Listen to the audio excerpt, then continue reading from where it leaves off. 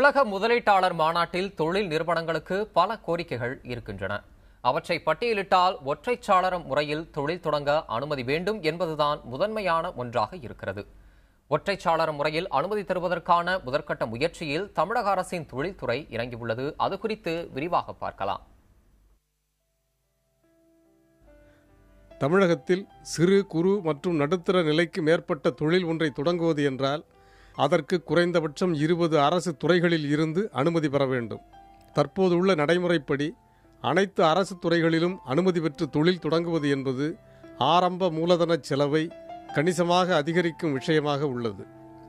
அதோடு இதற்கு கால விரயமும் அதிகம் என்பதால் தொழில் தொடங்குவதில் சுணக்கம் ஏற்படுகிறது.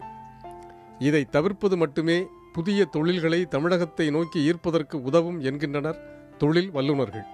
உலக முதலீட்டாளர் மாநாட்டை முன்னிட்டு ஏற்கனவே தொழில்துறையில் உள்ள சுணக்கத்தை தவிர்க்க சில முயற்சிகள் தொடங்கியுள்ளன. www.investingtamilnadu.com இதுதான் தமிழக அரசின் தொழில்துறை சார்பாக உருவாக்கப்பட்டுள்ள ஒற்றைச்சாளர முறை அனுமதிக்கான இணையதளம். தொழில் தொடங்க நினைக்கும் ஒருவர் அனுமதி பெறுவது தொடர்பான அனைத்து தகவல்கள், அதாவது அனுமதி பெற வேண்டிய துறைகள், தொழில் தொடங்குவோரின் திறன், மூலதனத்தின் அளவு, தொழில்முறை உள்ளிட்ட பல்வேறு தகவல்களை இந்த இணையதளத்தில் பதிவு செய்ய வேண்டும். தமிழக அரசின் தொழில்துறையின் கட்டுப்பாட்டில் உள்ள இந்த இணையதளத்தில் பதிவு செய்தபின் முதல் கட்ட கலந்தாய்வை நேர்முக அடிப்படையில் தொழில்துறை அதிகாரிகள் மேற்கொள்வார்கள். முதல் கட்ட கலந்தாய்வில் இருதரப்பும் ஒப்புக்கொள்ளும் பட்சத்தில் அடுத்த கட்ட பல்துறை அனுமதி என்பது ஒற்றை சொடுக்கில் நடக்கும்படி இந்த புதிய திட்டம் வடிவமைக்கப்பட்டுள்ளது.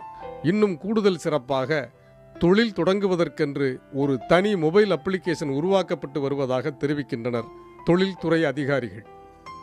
இதன் மூலம் பல்துறை அனுமதி கோரி விண்ணப்பிக்கப்பட்டுள்ள விண்ணப்பத்தின் நிலையை தனித்தனியாக துறை வாரியாக அறிந்து கொள்ளவும் ஏற்பாடு செய்யப்பட்டுள்ளதாம். இதுபோக இன்வெஸ்டிங் இன் தமிழ்நாடு இணையதளம் மூலமாகவும் விண்ணப்பத்தின் நிலையை அறிந்து கொள்ளும் வசதி செய்யப்பட்டுள்ளது. இந்த இணையதளத்துக்காக 200 கோடி ரூபாய் ஒதுக்கீடு செய்யப்பட்டு பணிகள் நடைபெற்று வருகின்றன. இருந்த போதிலும் பல்துறை அனுமதி பெறுவதில் வேறு சில துறை ரீதியான சிக்கல்கள் தொடர்ந்து நீடித்து வருவதாகவும் அவை இந்த முதலீட்டாளர் மாநாட்டில் தீர்க்கப்படும் என்று நம்புவதாகவும் கூறுகின்றனர் தொழில்துறை அதிகாரிகள். புதிய தலைமுறைக்காக தியாகச்செம்மல்.